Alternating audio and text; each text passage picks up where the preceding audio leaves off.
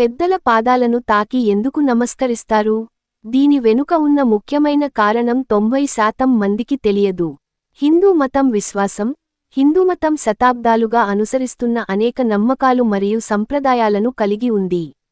ఈ సంప్రదాయాలలో ఒకటి పెద్దల కాళ్లకు నమస్కరించే సంస్కృతి, నమ్మకం. ఆధునిక యుగంలో ఇది కొద్దిగా తక్కువగా ఉన్నప్పటికీ ఇప్పటికీ అనుసరిస్తుందిలా ప్రతిరోజూ ఉదయాన్నే లేచి తల్లిదండ్రుల పాదాలను తాకాలని శాస్త్రాలలో చెప్పబడింది. పెద్దల పాదాలు తాకి ఆశీస్సులు పొందాలని చిన్నప్పటి నుంచి అమ్మమ్మలు పిల్లలకు ఈ గుణాన్ని నేర్పుతారు. కానీ పెద్దలు, తల్లిదండ్రులు, గురువులు లేదా ఏ పెద్దల పాదాలకు నమస్కరించడం వెనుక కారణం కేవలం ఆశీర్వాదం మాత్రమే అని చెప్పబడింది. పెద్దల కాళ్ల మీద పడటం గురించి మీ అమ్మమ్మ లేదా అమ్మ చెప్పే మాటలు మీకు కాసేపు వింతగా లేదా పురాణగా అనిపించవచ్చు. కానీ దాని కారణం మరియు ప్రయోజనాలు గ్రంథాలలో వివరించబడ్డాయి. మీరు ఆ సలహాను పాటిస్తే మీరు సంతోషిస్తారని మరియు భవిష్యత్తులో జరిగే అశుభ సంఘటనల నుండి రక్షించబడతారని కూడా నమ్ముతారు. పాదస్పర్శ యొక్క కర్మ మరియు జ్యోతిష్య ప్రయోజనాలు. భారతీయ సంస్కృతిలో పాదాలను తాకడానికి 3 మార్గాలు ఉన్నాయి. ముందుగా నమస్కరించడం, రెండవది మోకాళ్లపై కూర్చోవడం మరియు మూడవదిగా నమస్కరించడం ద్వారా. ఈ మూడింటి వల్ల కలిగే భౌతిక మరియు మతపరమైన ప్రయోజనాలు వివరించబడ్డాయి. పెద్దవారి పాదాలను తాకి ఆశీస్సులు పొందడం వల్ల వినయం, సంస్కారం, గౌరవం కలుగుతాయని చెబుతారు.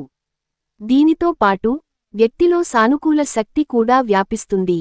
పెద్దవారి పాదాలను తాకడం వల్ల 9 గ్రహాలకు సంబంధించిన దోషాలు తొలగిపోతాయని జ్యోతిష్యుడు అనీష్ వ్యాస్ చెప్పారు.